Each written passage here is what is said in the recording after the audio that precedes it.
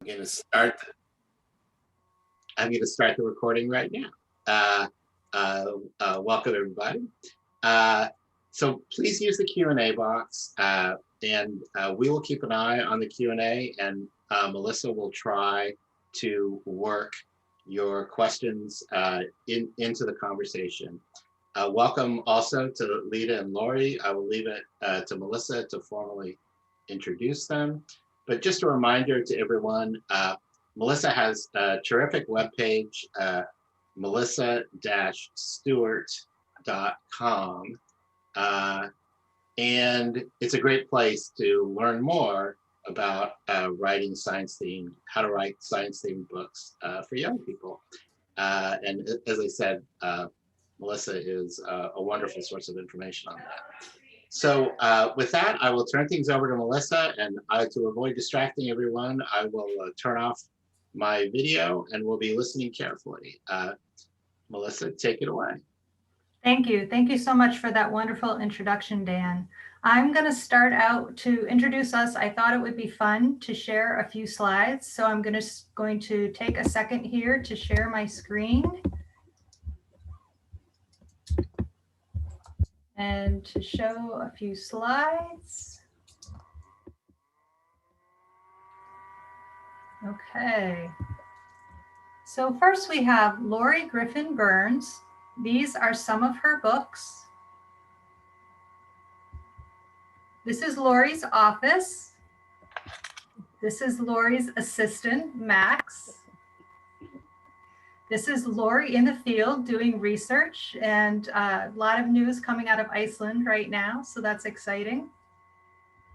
This is Loree also doing work, doing research in the field. This is Loree also at work. So children's book authors spend a lot of time going into schools, doing school visits, talking to students about the writing process and about the topics of their books. It's a big component of our jobs.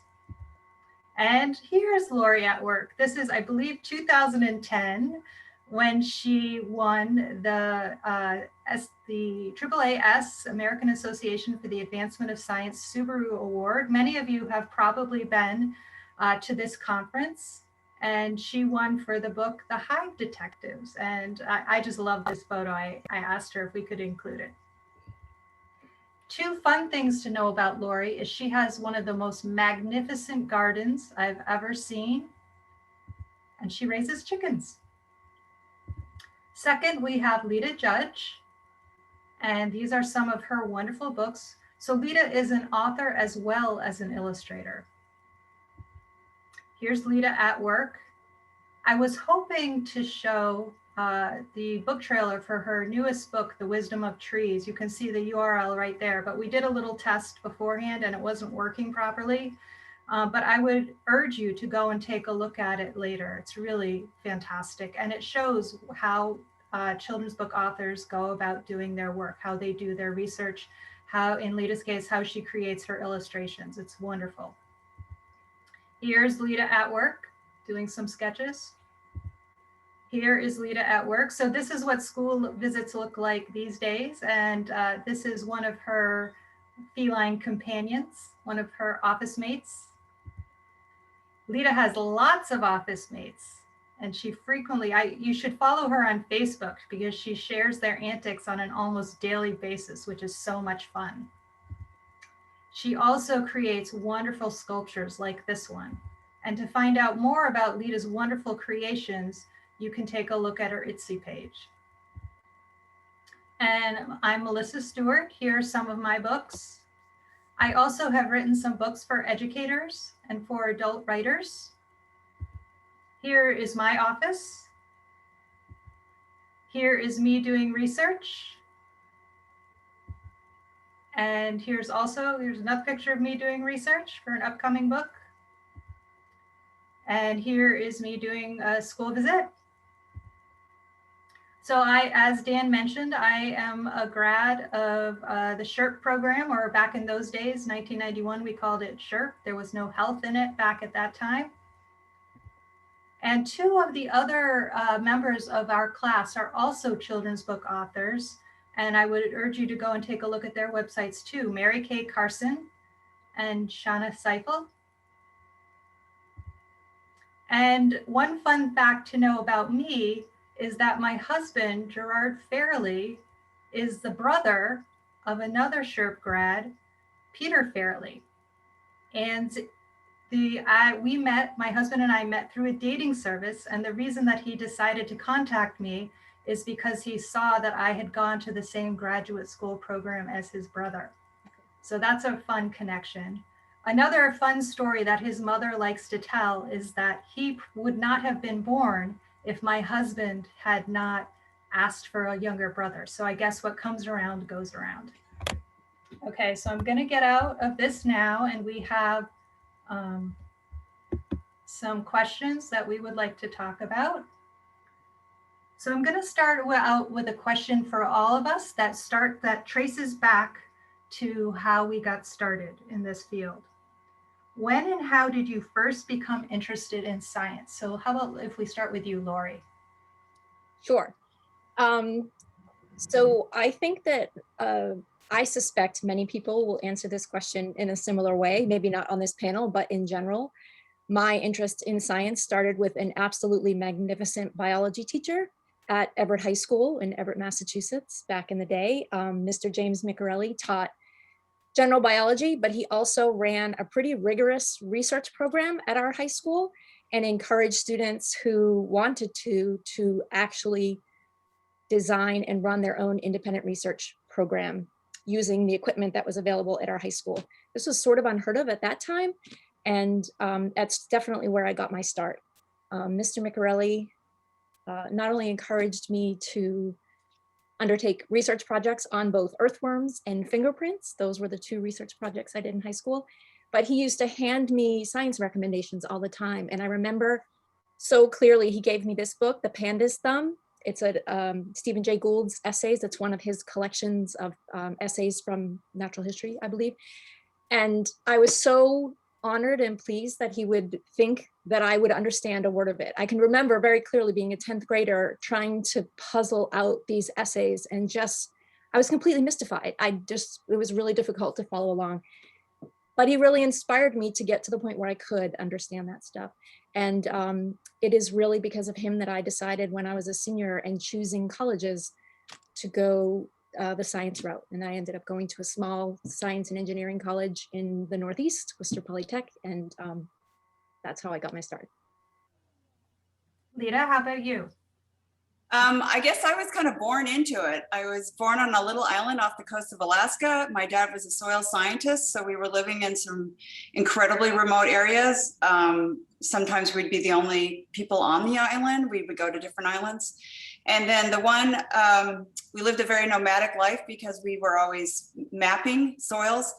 And then the one commonality in my life were my grandparents. Every summer I spent 3 months with them, and they were both research ornithologists. My grandmother was one of the first women to have a PhD in ornithology. And I grew up helping her band Hawks on the Marsh, and she was working to do research to raise eagles in captivity. She developed a way to artificially inseminate golden eagles.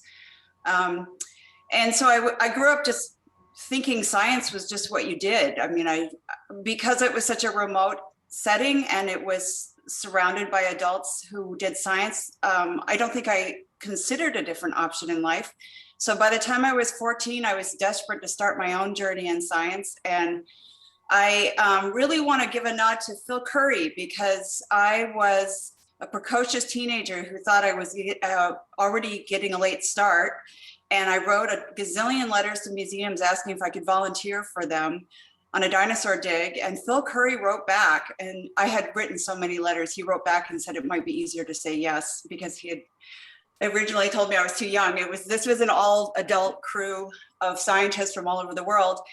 He said yes, and I went up to the Tyrrell Museum and worked in the Drumheller area in Alberta, Canada, and we worked on a dinosaur dig, and I did that summer after summer, and that's what eventually led me to become a geologist and do my course study in that specific area. I think though I loved biology, I think I felt a need to kind of carve out my own niche, because my grandparents were such forces in their own field. So I guess I was raised by science. Lita, tell us your grandmother's name, because I bet a lot of people here have heard of her. Yes, it's Fran Hammerstrom. Frances Hammerstrom is her published name, and Frederick Hammerstrom is my grandfather. They were World Wildlife heroes. That's a World Wildlife Conservation designated them as heroes. And if you visit my website, there's some spectacular photos of her flying her eagle. Even as an older woman, she would go down into the Amazon and do her research. And I mean, she lived and breathed science and nature and conservation. And please, if you can, you visit my website, you'll see information on things that she's written. And she was incredibly strong influence in my life. Yeah, so Dan mentioned my website and Lita just mentioned her website. Loree also has a wonderful website that I hope everyone will visit. You can learn more about all of our books there and some of the programming that we do. So like Lita, my story traces back to my parents. I was very fortunate to, my parents owned 10 acres of land on one side of the street, and on the opposite side of the street, there was a national forest, and the whole land sloped. And so my brother and I would just roam free wherever we wanted. And if we got lost on the other side of the street, we would just walk downhill until we got to the road, and then we would walk home. If we were on our side of the street and we got lost, we would just walk uphill until we got to the road and we could walk home. And so really it just allowed us to spend so much time in the natural world. And my father on the weekends would often take us for walks to natural areas. And one day he took us, I was about 8 years old, he took us to an area of forest that we had never been to before. And he said, "Do you notice anything unusual about this area of the woods?" He always liked to ask us lots of different questions. And my brother and I looked at each other, we shrugged, we weren't really sure. But then I noticed that all the trees seemed kind of small. And so I said it, and he said, "Good observation." And then he told us that about 25 years earlier, there had been a forest in that fire. And so all the trees had burned down, all the plants had died, the animals had run away. And that was really an aha moment for me, because I realized two things. Number one, the incredible resilience of the natural world, but also the idea that you could read the history of a natural area just by looking around. And that incredible moment, it hooked me. I've been interested in science ever since. So my second question is to kind of continue our stories. Tell us a little bit about your educational path. Why did you decide to pursue an advanced degree in science? And at that time, what sort of career did you imagine for yourself? And we'll go back to you, Loree. Okay, I just want to say I love this, because some of these stories that you all are telling, I don't know. So it's really fun to hear your background too. So as I said, I went to Worcester Polytech here in Massachusetts, small science and engineering college. I was all in on the science thing. My degree was in biology, and I graduated on one day, and then the next day I started my graduate program. I had decided what I wanted to do was to learn how to run a research program, design and run my own research program, and to train other scientists. And graduate school was the way for me to do that. So I went to the University of Massachusetts. I got a PhD in biochemistry, although to be honest, I was much more of a molecular biologist and a geneticist. I studied the regulation of gene expression in yeast cells, and I loved every second of it. I mean, I spent 7 years of my life studying that small, tiny world of how genes are regulated in yeast cells. And I thought that I would go from there and do a postdoc and eventually have my own lab. And as I said, train scientists. And then real life got in the way a little bit. You know, I had gotten married while I was a graduate student, and there was a certain 3-year period in which I gave birth to 3 children. And that changed things for me. My husband and I both had very intense jobs, and being a postdoc was really going to be difficult with those 3 kids. And so I said to myself, being very practical, I will stay home with the kids just until they get to kindergarten. And then once they're in kindergarten, I will jump right back in. I will do my postdoc and I'll continue on my merry way. And so that was my educational path. And that's what I envisioned happening. Obviously, things changed along the way, but I think we'll get into that a little bit more later. Okay, Lita. So I too was just absolutely hooked by science and the study of it. And particularly, though I loved working in the field with my grandparents and being around the birds of prey, and I just found it absolutely fascinating.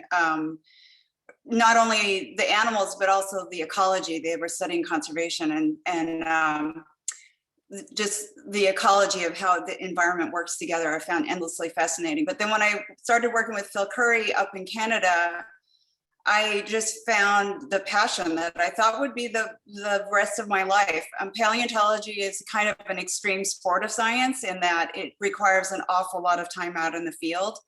And I loved every moment of those field excursions. We were working out in the Badlands in this kind of intense environment. It was incredibly blazing hot, and we would often go several weeks without going into town. And sleeping on the ground and working with dental picks for hours and hours, uncovering rocks or fossils. And every moment of that was just, you didn't even notice the discomfort because it was just so exciting. Phil Curry went on to discover feathered dinosaurs. And he was bringing in scientists from China because for many years, America scientists weren't allowed into China, where he knew he needed to find fossils to work on his research. And so he was bringing in Chinese scientists, and we had people from Nepal and Europe. And, you know, I started off as a teenager and grew up in that environment. And it was all about the science of it. And it was just an incredible experience. So I continued with my education in the goal of becoming a paleontologist. And then, as Loree said, life got in the way. I met my husband, and he was in grad school, and one of us kind of needed to pay the bills while the other one continued education, and it made sense. Also, if I was to continue in paleontology, it meant I would be away 6 months of the year doing the research. It required long periods of time from being away. And so I thought I would go back to it. But in the meantime, I worked as a geologist. And to be honest, I faced some pretty excruciating sexual harassment on the job, to the extreme, to the point where as a single woman out in the middle of nowhere with a male crew, there were moments where I no longer felt safe. So I needed to step away from that. And I resisted it for a long time because my grandmother had been such a huge role model for bringing girls into science, and she had a PhD, and I really was personally torn.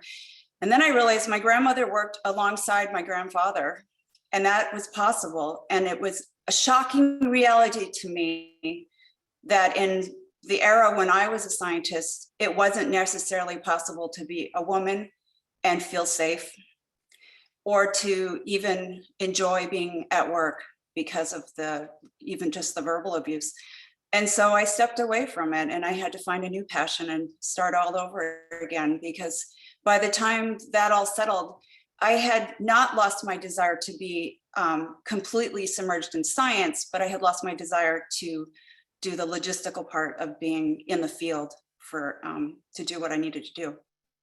So that's why the next journey of my life started. Lita, I'm so sorry that you had to endure that, but think of how much you've accomplished and how much you have done for children. You're changing their lives every single day. You're doing such important work. I always hope too, and I hope Loree and Melissa, I hope you feel the same way too, that, you know, we as women I think we can play an expanded role as writers too, because we need to just generate. When I was a kid, loving science as a girl in some of the, you know, areas where I was going to school wasn't the norm. And perhaps we as authors can make science more the norm for girls, because that's what we need to do. We need to work from the ground up and bring in a generation of scientists. So yeah, that's what I've embraced. That's what my role is to be. One children's book author whose work I adore is Jeanine Atkins. And I know she writes kind of these collective biographies. I know she has featured your grandmother in one of them, Lita. Yeah. But she has also covered the careers of many other inspiring women scientists. And I agree with you. The more books like that we can have, the better. So my own story is similar in some ways, but I never did start to pursue a graduate level degree in science itself, because I went to SHRP instead. So when I was in college, everyone was very interested in me becoming a doctor, except for me, because I hate the smell of hospitals. And so I was trying to figure out what was the right career for me. And you know, Loree, I liked how you spoke a few minutes ago about how you were focusing in on one very narrow thing. For me, I sort of had the opposite feeling that I did I did a senior honors thesis that involved molecular biology, cloning Drosophila DNA, and I couldn't imagine doing one thing like that for my whole life. I wanted to know more. I mean, I enjoyed that, but I also wanted to know more about plants and animals and rocks and minerals and outer space. I wanted to know it all. And so I realized that I wanted to be more of a science generalist and someone who celebrates science. And I was looking for a career that would be possible. And I was very fortunate that I had a professor when I was in my last year of college who, for whatever reason, felt that I might have some potential as a writer. And she came to me one day, she knew I was doing the Drosophila research. She came to me with an article in Discover magazine that was about Drosophila cloning. And it was actually, I was looking at a portion of the brain in the fruit flies, and this article was specifically about that. And she said, you could have written this article. I think you're a really good writer, and maybe that's the job for you. And it was, I feel like I have all these aha moments, because that moment I knew it was the exact right job for me, but I never would have come to it on my own, because we never had authors that came into our school when we were kids, as all of us do now. I never knew any writers when I was younger. So I immediately needed to find out how I could make this a career. And the author of that particular article was Loree Olmstein, who was in SHRP 5, I later discovered. And so I wanted to know about the program that she had gone to, and I applied, and luckily I got in. And that's how the next phase of my life began. So now we're going to go on to our third question is, how and why did you make the switch to creating science books for children? And Lita, I'm going to lead off with you this time. Well, Melissa, you said one of the key things that applies to me as well, is that idea of being a generalist. When I started thinking about what I was going to do for the next phase of my life, I started by just wanting to create art. I hadn't had an art class. I hadn't gone to art school, obviously, since I had trained as a geologist. And I just took a little bit of time while I was kind of thinking about what I could do to be an artist. And I realized that for me, just painting wasn't the answer. I wanted to tell a story. And I suddenly realized I could pour everything I loved about science into writing. And one of the beautiful things about it is that I kind of felt like I could be sort of a Renaissance person in the modern world, that you could take everything you love. So I didn't just love geology, I loved animals and I loved ecology and kind of the big picture. And to try to distill that into, I think because I was kind of a child scientist, I mean, my grandparents didn't treat us like the grandkids. They had grad students working for them, and I was ranked slightly below a grad student in terms of the pecking order. We were expected to get up at 4 in the morning and go work on the marsh and do all the research. And I think because of that, it made me appreciate that kids really love science and embrace the concepts of science if they have the opportunity to be exposed to it. And I wanted to be a part of being that opportunity for kids. The idea of being able to bring that subject matter to them, I found incredibly exciting. And for my own sake, I thought, this means I get to study all these different aspects and then turn it into writing. And so that became incredibly appealing to me, that you kind of, in order to write and illustrate science, I almost needed a broader picture than I did when I was focusing on paleontology. So that became very exciting to me. Okay, Loree? Well, for me, the switch happened when those 3 kids that I spoke of earlier came along, and I made the decision, and it was a hard decision. I had trained as a scientist for a really long time, and deciding to leave that completely and stay at home was a little bit tough. But I was super committed to it. And again, in my head, I thought, oh, this is going to be so easy. I will get them to kindergarten, and then I will just jump back in. And during that time, I decided to sort of focus on other things that I love to do that weren't science related. I didn't have time to do a lot of that before. So in that vein, I was reading a newspaper article. Had no designs on writing books in general, or writing specifically for children. I was raising my kids until such time as I could get back to the bench. And I read a newspaper article about an accident that had happened in the Pacific Ocean. And that accident had happened 11 years prior to me reading this newspaper article. And a cargo ship had lost some cargo overboard, including 30,000 plastic bathtub toys. And they had been floating this happened in the Pacific Ocean. They had been floating in the ocean for the 11 years between the accident and the day I read this article. And the reason this article was written was because in that time, that flotilla of 30,000 plastic bathtub toys had made it from the Pacific Ocean to the Atlantic Ocean. And scientists were predicting they were going to start washing ashore in Massachusetts on the beaches near me. And I was just mesmerized by this little article in my local paper. And I just had all these questions, like what route did they travel? And how do we know this is the summer that they're here? Because that, to me, suggests someone's following them. And I wanted to know who that was, who gets that job, and how do they do it? And those questions, and having a little bit more time on my hands than I normally did, I looked into the story, and it was fascinating. There's a grown man whose job was to track those plastic bathtub toys around the ocean. And he was learning things about how the ocean moves by tracking them. And I just kept telling everyone I knew about this story and saying, man, if I was going to teach kids about surface currents in the ocean and how they work physically, I'm not going to talk about Coriolis effect. I'm not going to talk about the salinity and the temperature. I'm going to talk about this man and his job. That's your way in. And eventually one of my friends said, why don't you just stop talking about the fact that someone should write it and write it? And it had honestly never occurred to me. I was even someone who wrote as a hobby. I wrote some really poor poetry and a lot of even poorer fiction for adults. And it had never occurred to me to write a story like that. And talk about aha moments, Melissa. It was like a thunderbolt. Of course, if I'm going to write, I should write about the things I know and am passionate about. And here I am also with these 3 children who are kind of my target audience. And so a whole new career was born. I wrote that story and it became this book.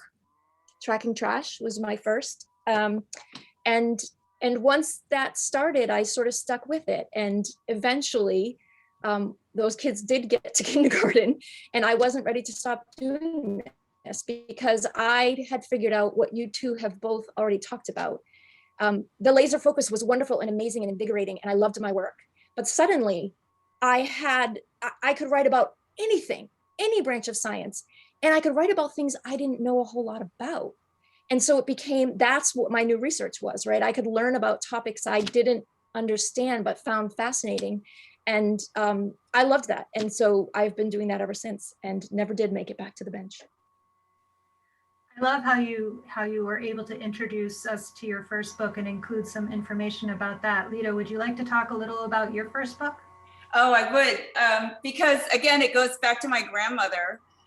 It was actually when I was a painter and trying to figure all this out. What am I going to do? I've studied for years to be a geologist. What am I going to do now?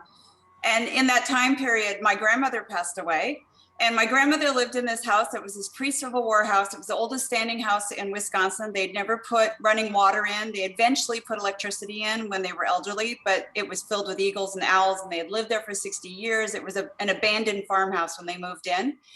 And so my job was to clear out 60 years of life and science and history. And in the attic, I found a box full of envelopes. And when I pulled out the envelopes, inside there were foot tracings on newspaper. And these were 60-year-old tracings on newspaper. And they were written in different languages, mostly German, but also Italian and Polish and Russian. I went running downstairs to ask my mother, what are these foot tracings? And she burst into tears and said, oh my God, you found the foot tracings. And it turned out I knew my grandmother as a scientist always, and I didn't know her as a humanitarian. She had, here are some of the foot tracings. And these were, she had received a letter after World War II from a family living in Germany that they had never met, but my grandfather and their father had published a scientific paper together on ornithology. And his wife, he was a prisoner of war, and his wife wrote my grandmother asking for help because they had no food, they had very little clothing. The kids were barefoot and it's in winter.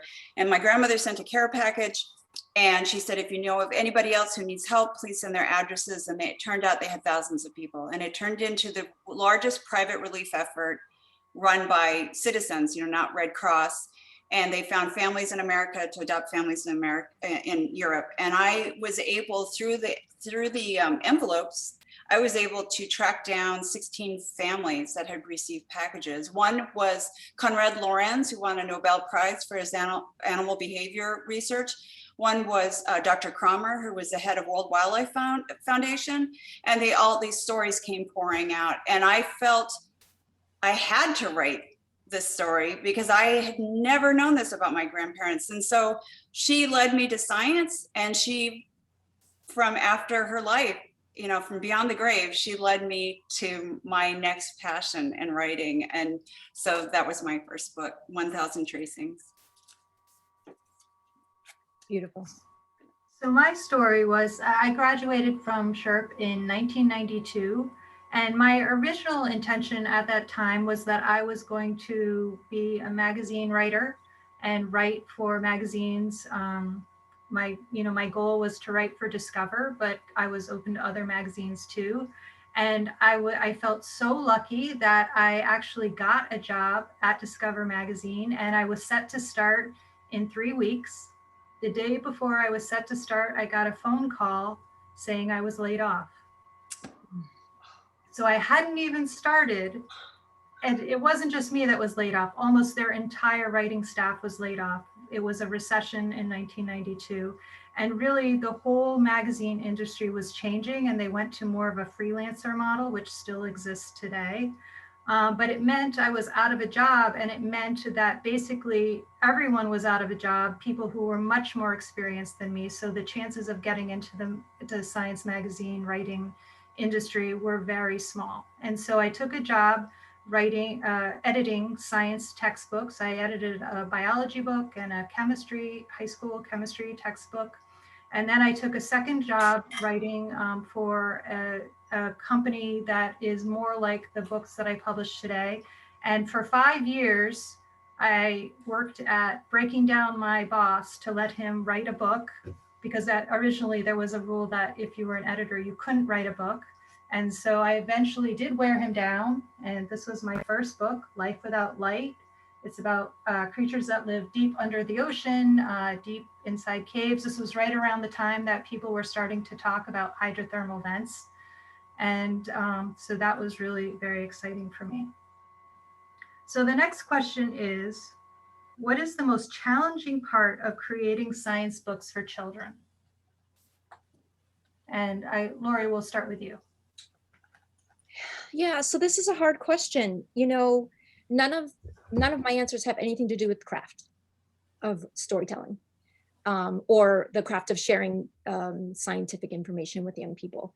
All of the things that I find challenging are negotiating the logistics of the sorts of books I make. So I tend to make books that are illustrated with photographs. Not 100% sure why. It's just part of the storytelling I like to do. I like to see the real thing, and I'm often talking about scientists and their work or naturalists and their work. And so photography is an obvious way to illustrate those books. But the logistics of the field research, so getting to the places I'm writing about or to the people I'm writing about, and the logistics of securing permission to use photographs that already exist or hiring a photographer to take those photos fresh, have always fallen to me. And that makes lots of books a lot harder to do. And I find that super challenging. I haven't figured out how to do that well yet. And the industry is constantly changing as I'm figuring it out. And so that process always feels like a challenge to me. And then the other thing I wrote on here, I need different glasses to see you all and to read. And so I have to kind of do this. The other thing I wrote on here though but again, just practically speaking, it's a huge challenge. The industry works at a glacial speed. And so books, especially when we're writing about science, right? You're writing about hot stuff that's happening right now, but any book I'm working on right now isn't going to be out for 2 or 3 years. And that's really hard. That doesn't jive well with the sorts of things I like to write about. And so that's constantly a challenge because I have to factor that in to the stories I choose to tell. So those are very practical things that I find challenging. And again, the craft part, I couldn't think of challenges there. That's the part I like. The challenges are always practical for me.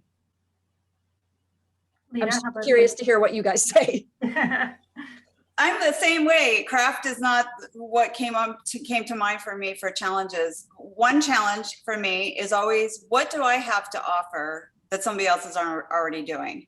I think, especially, I know that a lot in the audience are people who are striving to write in this field. And there's a lot being written in this field that's really good. And you don't want to follow in somebody else's footsteps. You want to conquer some new ground. And so you're always looking for something that is cutting edge, something that's new, or a different way of telling a story that hasn't been told before.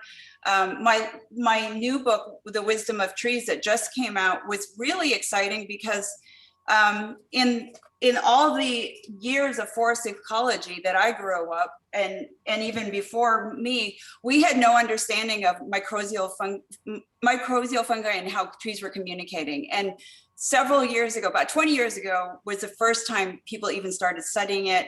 And about 10 years ago was people were starting to publish it in scientific journals, but not bringing it out to public.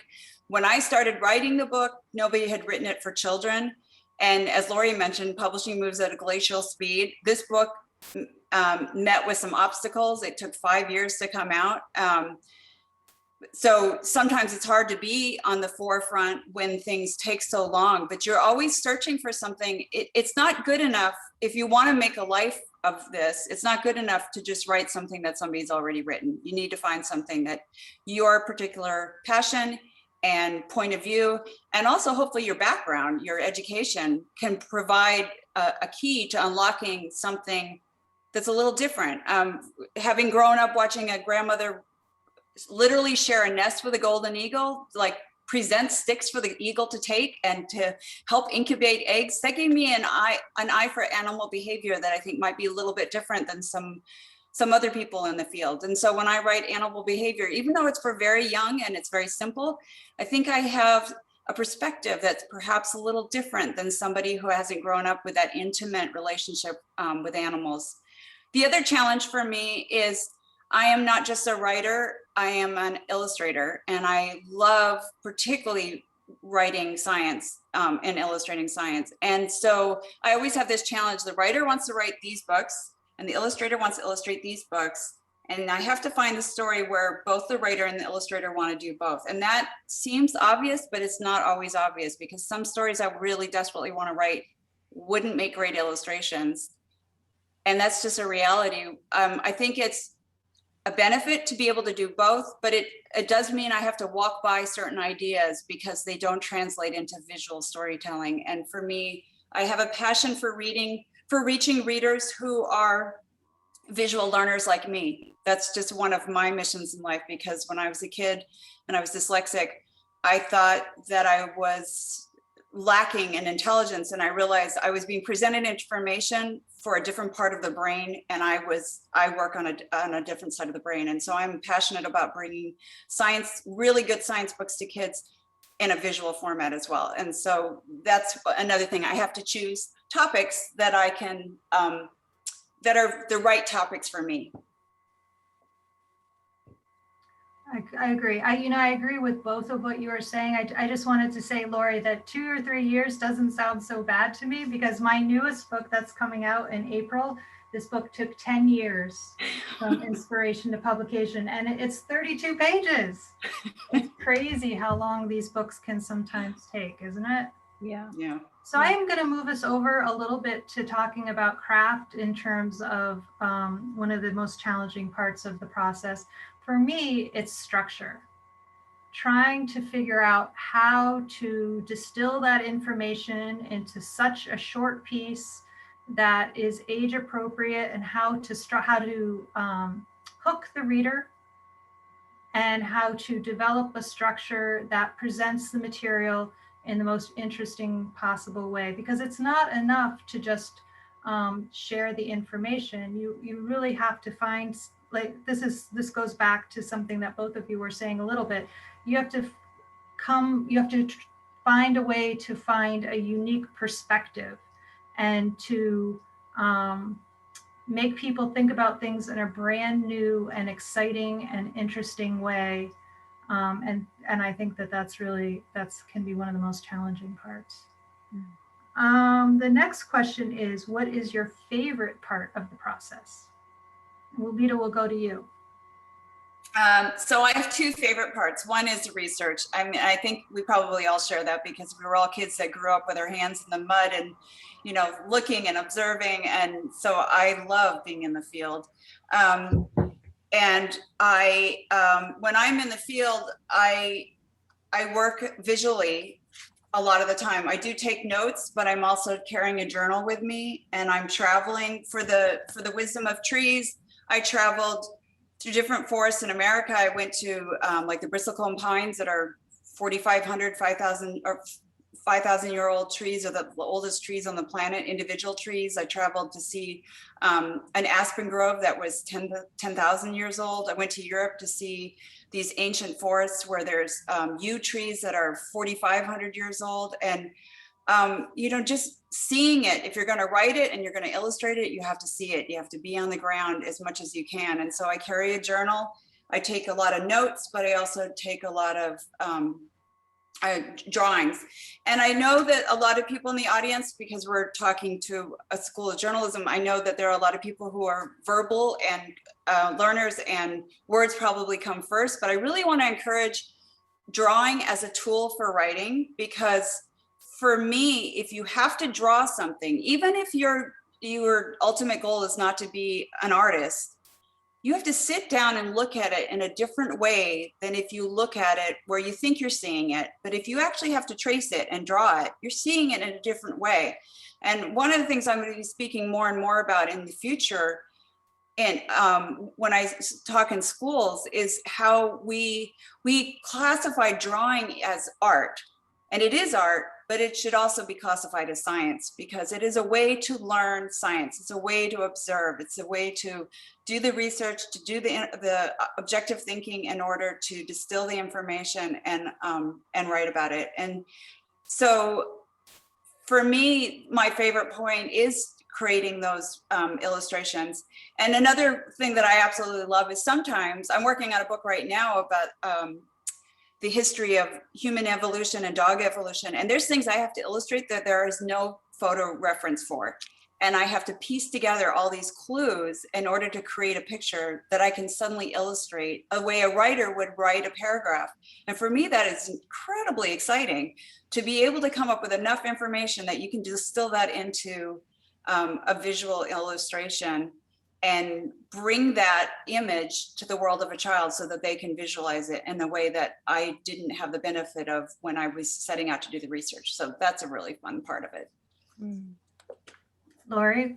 I love everything you just said, Lita. And I just want to jump on and add, I don't think that what you said about encouraging folks who tend to take their notes longhand and in words, encouraging them to write. I don't think it would have hit me the way it hit me this year. But this year, because I've just finished teaching nature writing to undergraduates in an art school. So they're art majors, they're all art majors, and they're taking writing as an elective. Seeing the way that they observe the natural world when we're out in the field and the way they take notes to bring back to gird the essays that they're going to write has been so eye-opening to me, because I don't think that way. And I have notebooks and notebooks and notebooks that have no drawings in them. And when they do, I'm quite embarrassed to show them, because I don't see myself as an artist. But I was so convinced by what I saw these students do that I agree with you 100%. And I try and I make that, it's a practice for me now to also observe and record what I'm observing by drawing. So I love that you said that. And I love that I'm now hearing it in a way that I didn't before. Go. I'm sorry, that's so cool. I've got to add, for you being embarrassed to share your journals, I have the exact same thing, but for the opposite reason. I am so dyslexic that when I'm thinking in visual brain and I'm writing notes, it looks like some sort of weird code.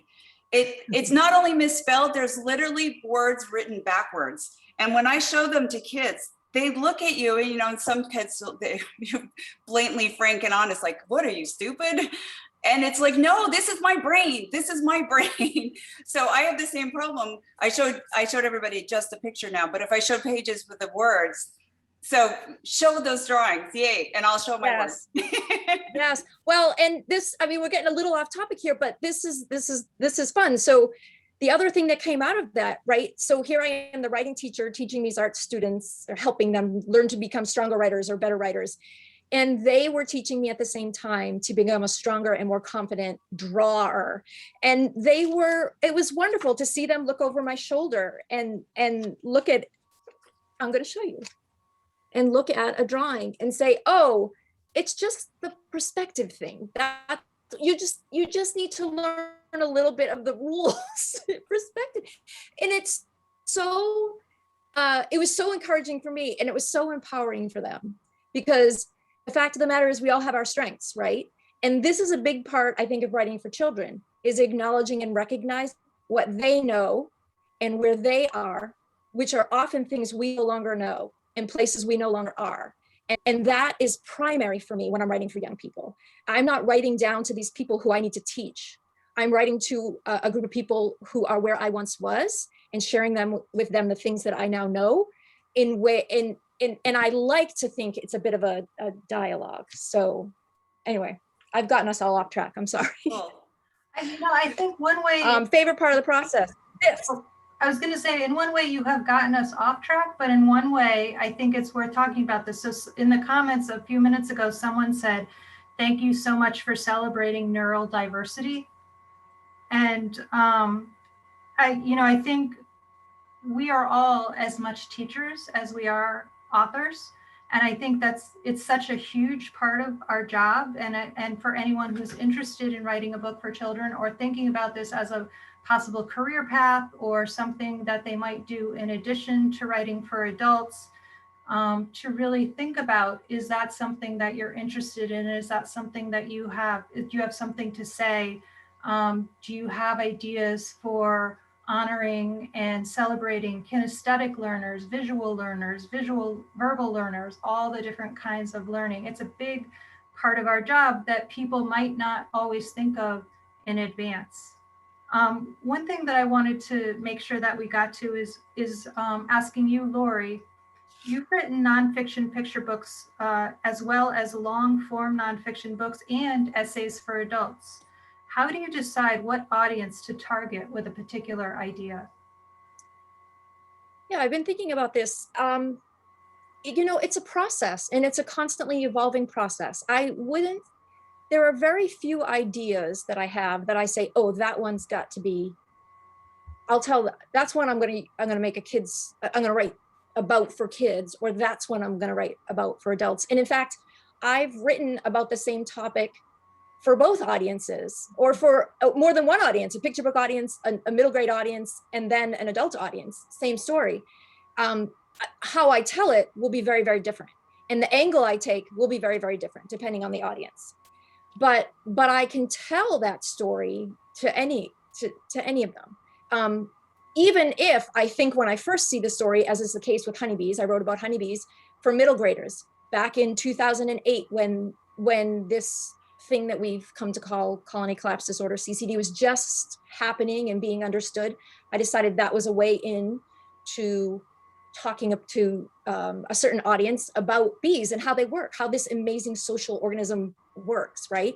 And I hid all of that information in the story of this strange and perplexing development in the honeybee world.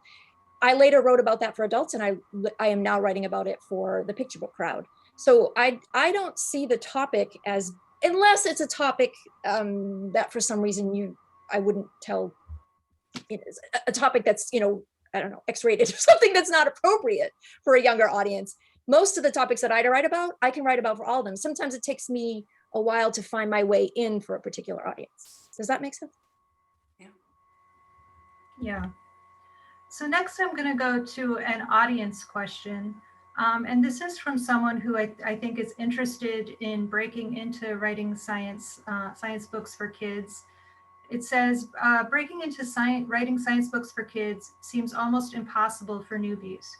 You cannot submit to publishers without an agent, and finding an agent is almost impossible, it seems. Can a newbie realistically expect that they can break into the field eventually? I'd love to speak to that. I don't think that was any different when we were entering either. It is a very competitive field. But I'd like to just say, I didn't have an agent when I broke in, and I broke into a press that required an agent. And I guess it was the same spirit of the kid who wrote Phil Curry and said, I need to work on a dinosaur dig because I'm behind and I need to get started. And I just wrote so many letters with passion. And, if you love it, I will say you have to be willing to work hard. That is a must. But the number of years I put this off because I thought the same thing, I regret. And I remember once I was washing dishes with my husband on a Sunday afternoon, and I apparently said, if I could do anything in the world, I would actually write and illustrate children's books. This is when I was doing the art and trying to figure it all out. And he threw down the dish towel and said, just do it already. And I realized I didn't want to go to my grave with the regret of not having tried. I'd rather go with the, just feeling like I had tried. And what I found is if you're passionate and you do your homework and you work hard, you'll get published. There's organizations, there's SUBWI, Society of Children's Books Writers and Illustrators, whose whole purpose is to get you connected to agents and editors. And I don't have an agent now. I didn't have an agent when I broke in. I had an agent in the middle. There's different ways to have a career. Don't let that stop you. It's just live a life of passion and hard work. You can do it. I agree with that 100%. Everything Lita just said. I didn't have an agent in the beginning, and I know things have changed quite a bit since then, but this book, I submitted my proposal through the slush and it got picked up. There are fewer houses that take unsolicited manuscripts. That is definitely true. So those slush piles maybe are bigger as a result. But there are a lot of agents out there, and you can get agents. And I agree with Lita. If the work you do is compelling, and your craft is good, your stories will start to get published. And whether that means you have to publish them maybe outside of the children's book world to start, maybe in children's magazines or in even adult magazines, online publications, get some clips, just like you would for any other break in the literary world. Those are all going to help you. And I think it can be done as well. I'm not saying it's easy, but I think it can be done still. Yeah, I would agree with that. I like, Lita, that you mentioned the Society of Children's Book Writers and Illustrators. I think that's a tremendous resource. Another resource I would highly recommend is the Facebook Community Nonfiction Fest. It's a group of, I think there's about 1,200 members at this point, and it's seasoned veteran authors as well as newer authors, where people can just ask ask questions about anything from how to format a manuscript, where to try to submit, what agents might be interested in particular topics or particular formats at a certain time. I think there is a big learning curve. I think you have to read 100 books before you can write a book in that category. You need to know what the publishing landscape looks like, and you also have to figure out the best way for you to fit into that. We talked about that a little bit earlier, but I think it's important to know that we are in a golden age of children's nonfiction. Thanks to Common Core and to many, just I think the natural evolution of innovation in nonfiction for children, I think the field has never been more open than it is right now. And I think there are just so many opportunities. I think it is very competitive. I think you do have to put in the work and you need to be resilient. You have to accept that you're going to get a lot of rejections before you eventually do find a publisher and an editor who is interested in your work. But I think there are so many opportunities. I think there are also some things that we can do to work together to try to change children's literature. And I think this is probably true for journalism too, to make it more diverse, more inclusive, more equitable. And I think I know this is something that all three of us are very interested in, but it's something that we all need to be thinking about.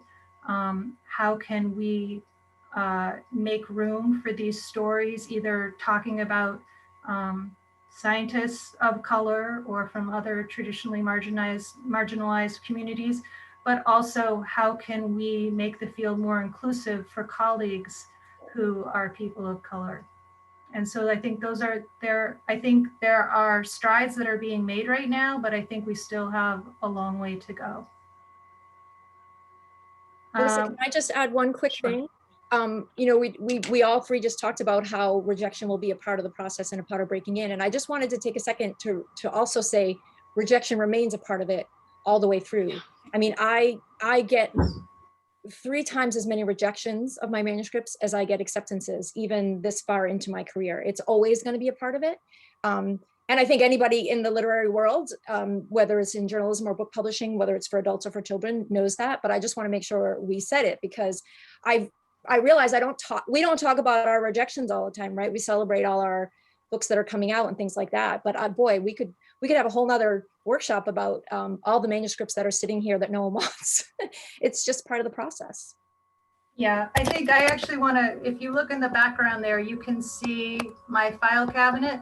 The middle drawer of that file cabinet is what I call my manuscript graveyard.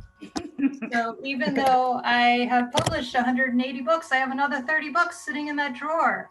And every once in a while, they've all been rejected many times. And every once in a while, I'll take one out and polish it off and try again. And sometimes I succeed and sometimes I fail. And that's just part of the process, because editors are, because there are so many people writing and so many great stories, so many great books out there, editors are looking for the cream of the crop.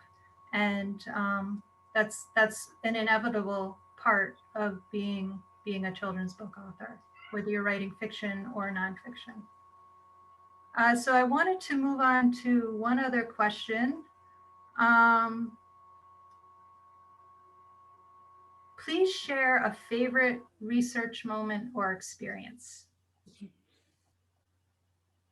Who would like to go first? I'll go. It's a new research moment, which to me is wonderful, because that's one of the things I love about being a writer, is that there's always something interesting and exciting ahead. And it was when I was working on The Wisdom of Trees, I was trying to track down thought to be the oldest ewe.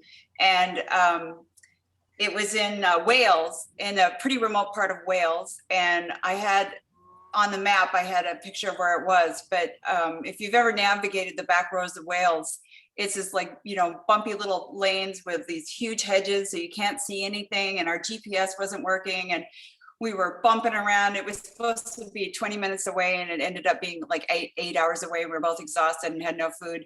And we stumbled into this graveyard where the U was supposed to be. And I thought, there's just these scraggly U's, and I was exhausted. And I sat down and I realized I'm sitting in the heart of this tree because it is so ancient that its core has rotted out. And what I thought were 6 scraggly U's were the outer part of this one huge tree that had witnessed 4,000 years of history, including some amazing, incredible history. And I'm sitting in the belly of it drawing.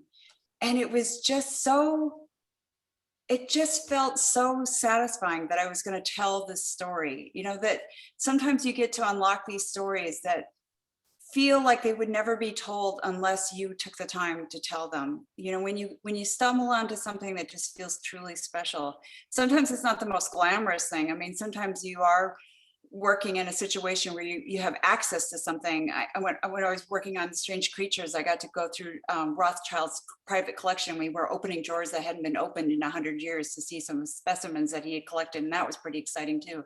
But to be sitting in the middle of this yew tree and realizing that my life had taken me on this adventure in order to tell the story, it was pretty moving. It changed how I went and wrote the book. I actually I was going to tell the book in a totally expository fashion, and I ended up writing the book in a series of poems that were from the voice of the trees, because the trees speak to each other underground, and they have this silent communication.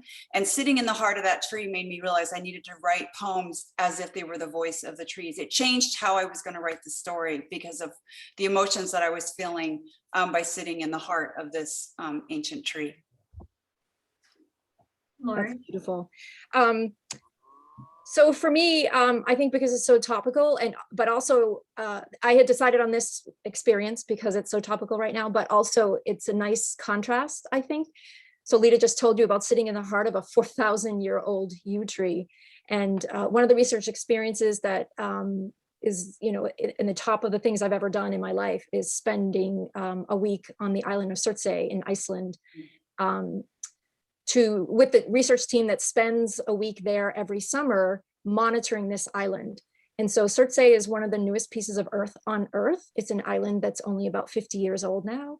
And since the eruption that formed it stopped and the island cooled enough to let people visit, scientists from Iceland and now from around the world have been visiting this island to understand all aspects of what's going on there. And I was lucky enough to be able to go there in 2015.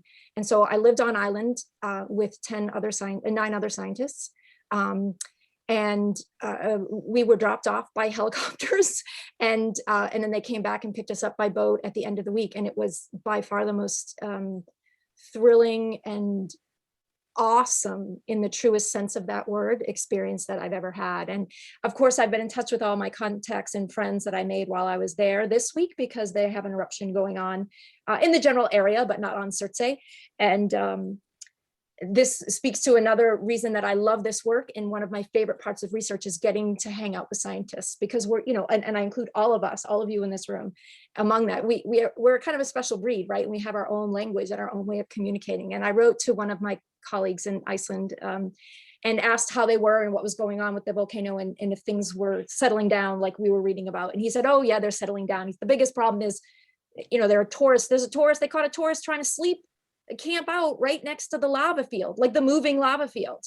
And I wrote back and said, oh, please tell me he wasn't American. And he said to me, has not been identified to species yet. And I mean, it's such a scientific way to respond. So that camaraderie that I get to build with men and women all over the world working in different fields is a huge part of the research draw for me too. I think, you know, I like what both of you are saying, that sometimes we have experiences in the natural world that are just so meaningful to us, but then also sometimes we build relationships with scientists, with the people that we're interviewing, that we're working with. Often we are celebrating and bringing their life work to young readers. And I just wanted to share a quick story of a group of scientists that I got to know when I was working on this book Ick, Delightfully Disgusting Animal Dinners, Dwellings, and Defenses. And one of the animals that is in this book is the Asian Bombardier beetle. And I first got to know these amazing insects when I was taking the course at Cornell, a summer entomology course. And I kept in touch with some of those people. And so they sent me an email. Every time something totally cool happens, a lot of people that I have worked with in the past just send me a note just because they know I love fun facts, and they think sometimes these things might be something I could work into a book, something kids would find fascinating. And so a couple of years ago, some scientists wrote me with an amazing description of some research they had done with the bombardier beetle, and it was attached to a YouTube video. And so what the video showed was a bombardier beetle that had been eaten by a toad, and for 88 minutes, it blasted its hot, noxious spray inside the toad's stomach. Blast, blast, blast for 88 minutes. And then finally, the toad had had enough, and it spewed it out, and it just kind of laid there in this slimy conglomeration for about 3 minutes, and then it picked itself up and it crawled away. And they had caught the whole thing on video, and it was so cool. And I'm like, oh, I have to put this in a book. Kids will love it. And I did. Here is the little toad right there. You can see. And I hope everyone will now go and Google that and look at it, because it's one of the most amazing videos you will ever see. So Lita, when you were giving your answer a few minutes ago, you mentioned expository nonfiction. And I know that you write some books with expository nonfiction and some with narrative nonfiction. What are the difference between the two, and what are some of the challenges and some of the benefits, would you say? Yeah, I mean, they both have their set of strengths and weaknesses for telling a story. And I find that for me, if I'm telling a story like 1,000 Tracings, where it's about a relief effort after World War II, and there's a bunch of facts about what happened during that war and what the consequences to the families were. But in the reality is what these packages meant to these kids, like kids who were living in winter. I had all these letters that my grandparents had received, and they talked about how they hadn't had soap in 4 years, or they had their first pair of shoes that they could remember because the kids were so young. There was a mother who was wearing a horse blanket for a dress because that's all she could come up with. And for that, I needed I needed to tell it in a narrative voice. I needed to tell the story, the heartbeat of the story. For things like, I've written books about dinosaurs, and the facts are so kind of eye-popping amazing, like with your toad story, which is so incredibly wonderful. But sometimes the facts themselves are so incredibly scrumptious and compelling that that you don't need that emotional story of the narrative. You need to just lay the facts out as they are. And then other times you have to weave it together. I mean, Trees was really an interesting challenge for me. I think this was the hardest book to write in terms of nonfiction, because it was the one book where both voices, I considered doing it in both voices, and neither one could tell the whole story. I had to use a combination, because I had to use the poetry in order to explain kind of the journey of the trees. Like, this is a poem that describes about the fact that trees will feed each other if a tree is damaged or injured, and it can no longer take care of itself. It sends out signals underground through its roots and tells a neighboring tree that it needs food and it needs help. And the neighboring trees will cross species divides to send out sugars from their own bodies in order to save this tree. And the only way I could do that was to write a poem expressing the song that the tree is saying, the song for help. And then, so I needed the narrative part so that people would understand the emotional connection to that. This book as a whole talks about how trees work as a community. They're like super organisms. They're not individual trees in a forest. They're these organisms that work together, and that the good of the all, or the good of the individual, is only matters if the community itself can survive. And so I use narrative nonfiction to tell that heartbeat of the story, and I use expository nonfiction in the sidebars so that kids would understand all the cool facts, like the reason they can pull this off is because of this mycorrhizal fungi that lives in their roots, and this is how they send the electrical signals back and forth. And so I guess if something is really fact heavy, expository nonfiction, an expository voice is what I use to build that knowledge and information into the text. But if something needs that heartbeat, then I turn to that narrative voice in order to build the story that makes you feel like an emotional connection to it. And so it's always interesting to me. It's not always clear when you set out to write a story what voice you need to use in order to write the book. I think that the information you uncover kind of leads you to understand what that voice needs to be. Lita, in the question, someone is asking about list books. I was wondering if you could compare what you were just saying about the wisdom of trees to, say, Homes in the Wild. Yeah, Homes in the Wild is definitely a list. It's where I set off with an idea. So this is Homes in the Wild, all the different ways that animals build their homes or find their homes.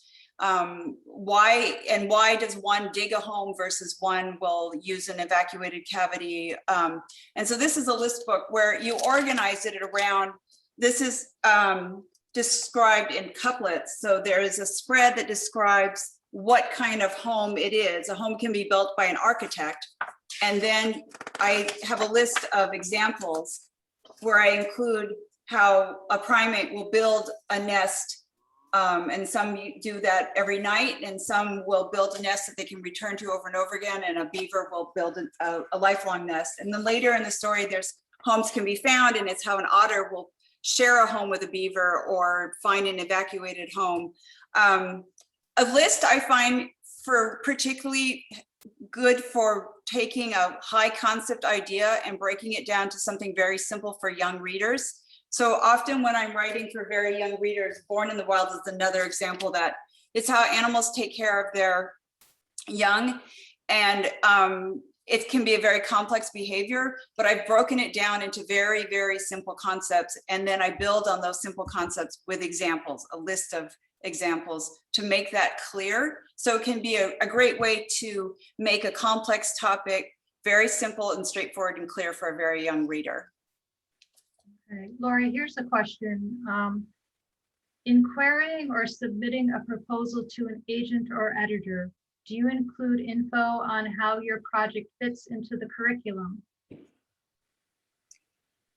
Oh, that's a really good question. And actually, probably, Melissa, you are a better person to answer that question, I would think. I mean, in general, I do include that information if I know it and if I have it. If I know for certain that there are easy tie-ins to the science standards, then I might put that in my proposal. It doesn't get its own section. I weave that into my sort of overview of the project.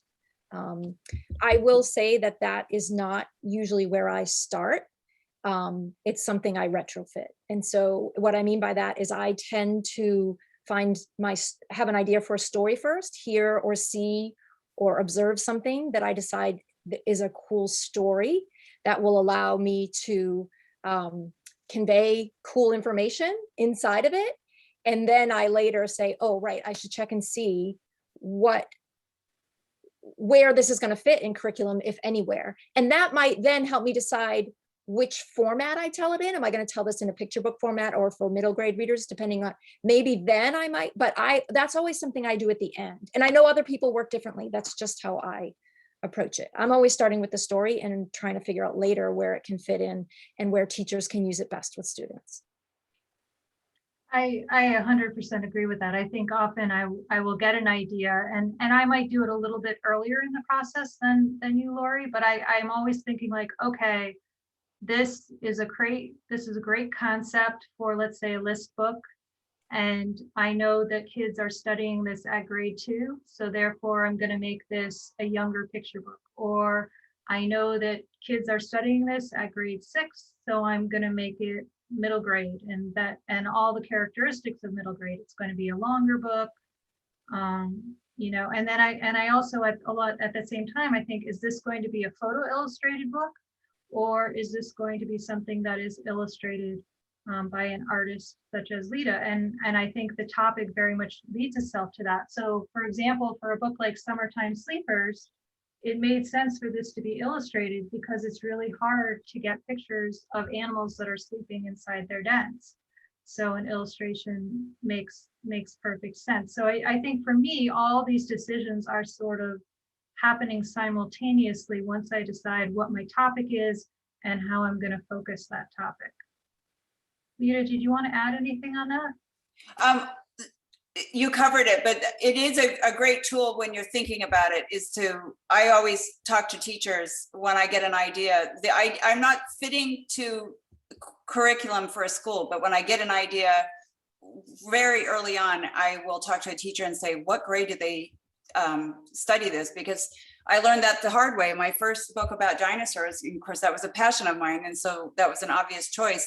But I wrote it too high. I wrote it at a grade level that was too old, and I went into schools over and over again, and I'm trying to speak to fourth graders about it, and all the kindergartners are leaping over themselves to understand that information. And I realized I need to write a book for them because that's when they study it in school.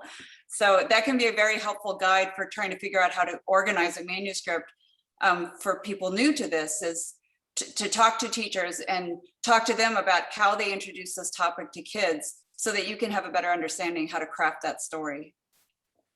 So we have about 10 minutes left. There are a few questions about back matter, and I have a feeling that some people in our audience may not know what that term means. So Loree, I was wondering if you could show us an example and talk a little bit about if you have thinking about what you like to put in the back matter, kinds of things that you have seen in other back matter that you admire. Right. I love back matter. So back matter is all the stuff that comes at the end of the book. And so for me, who I tend to write more narratively, after my story is done, whatever pages I have left, that's where I'm going to put information that I think kids will need or will find completely fascinating that I couldn't fit into the story itself. And so the really practical thing, so here's an example. This is a book I wrote called Citizen Scientists. It's an introduction to what citizen science is. And in the back matter, I was really lucky that my publisher gave me pages and pages to include resources for kids who wanted to study butterflies on their own, or birds, or frogs, or ladybugs, which are the 4 citizen science projects that I covered in the main text. But then there's additional things that people can, it's a launching point, it's a launching pad. So the traditional things you'll find there are further things that they can, your bibliography, things they might want to read, an author's note, an illustrator's note, and then just cool information that didn't fit in the story, but that if there's space, I can't bear to not share it with kids. I try and tuck it in the back matter. Lita, did you want to add anything to that? Yeah, I think back matter is particularly special to this topic, science, writing and science. I think that I would emphasize that if you want to set out to write for science, really study back matter, because in the course of the time that I've been in the field, there's been a huge emphasis on back matter, and really it's been wonderful as a writer because publishers have really kind of given you more and more pages. I used to have to fight for pages, and now they're like more back matter, more back matter. And in the case of trees, you know, I'm introducing big picture concepts about like how they communicate and how they tell time and how they change the climate. But I don't have any room in the sidebars where I'm explaining how they tell time, climate, to also explain that I have selected trees from all over the world. So you know from the title of the poem, if you go to the back matter, you know that that's a kapok tree. And in one individual kapok tree, 6,000 different animals can live in that kapok tree, and 200 different species of trees can live under a kapok tree. And every page in the book has a corresponding heading to the poem where you get to know all this other information about trees of the forest. It can also be a great thing for a lot of times when our books are used in classrooms. These are the research that kids are doing to write their own reports and to start them off as writers. And that's an exciting place to be as a writer, is to be kind of the starting point to igniting the next generation of writers. And so when you're creating back matter, think about how you can lead them down the path of their own research. You leave little things about where did you get your research, and provide websites or information for them to then channel more of their energy into doing research. So I always think of my back matter is all the cool things that I wasn't able to fit into the book, and then also kind of this like little set of breadcrumbs for young readers to read so that they can think like scientists and researchers and writers and propel them into their the reports that they're doing in classrooms, and getting them thinking about being scientists themselves. Yeah. Okay. So there are a couple of questions that I just want to answer myself quickly, just so people will have the information that they're looking for. One question is, how are research trips funded? And so that usually comes out of our advance, and often it takes up pretty much all of our advance. That obviously travel can be expensive, and you know, there often isn't that much funding that's available for these books up front. And then there was one other question, about magazines. So there are magazines for children. It's not a huge market. It's something to think about. The pay is pretty poor, but it can be a place to start out and to help editors at least see that you have the ability to do some writing. So I see that Dan is back. Did you want to add something, Dan? Well, I have a few things to sort of wrap up, but we have a couple minutes before that. So, you know, I found the whole thing fascinating, to sort of look for the commonalities to journalism and also the few areas of difference. And I'll tell you that one of the most obvious areas of difference is clear enough, both from the quality of the conversation and also from the chat, and that is just the generosity of the community in terms of supporting each other. And I've never before, I've participated in hundreds of journalism events. I don't recall ever seeing the chat just loaded with compliments about how wonderful people's stories are and how generous. And clearly we're not hanging around enough with the children's book community. So I guess maybe a way to close out would be any additional resources besides what you've already mentioned about, you know, groups to join and the Facebook group. I feel like in a community like this that is both open and closed in different ways, that it's important to share resources. So is there anything else that we haven't talked about in terms of things that are available online or through social media that all three of you found helpful or continue to find helpful as you navigate this community? Yeah, really the two main resources are the Society of Children's Book Writers and Illustrators, that's scbwi.org, and that looks at all children's literature. And then especially that Facebook group, Nonfiction Fest, is really a wonderful, growing, thriving community. It was started by Pat Miller and a group called the Nonfiction Chicks about 2 years ago. And it has, because as you were saying, Dan, they are just so incredibly generous and have really brought that spirit to the whole forum. It's a wonderful place for people to start out. One thing that I'm curious to know from Loree and Lita is, what are you working on right now that you're really excited about? Maybe we could close out that way. So I'm working on a book right now that I've been working on for 15 years. I thought it would be my second book back when I published my first. It was the one I was working on that was going to be my next book. I envisioned it as an illustrated picture book about a 19th century entomologist named Jean-Henri Fabre, Frenchman. He did these really fascinating experiments with a creature called the pine processionary caterpillar. And anyway, it's a book I've worked off and on off and on for 15 years. And I feel like I have figured it out. Poor Melissa has read it probably off and on through that whole time. And I think it's figured out, and I'm super excited to get that one out in the world. Finally. Lita? I'm working on a book about the parallel evolution of humans with dogs, and it's been an incredible project because every time I get the manuscript, what I think is set, come up with a new discovery, and I have to change my manuscript, which is one of the challenges to writing with science, is that sometimes something comes up and outdates your book, not only after it gets published, but sometimes before you can even get it back to your editor for revisions.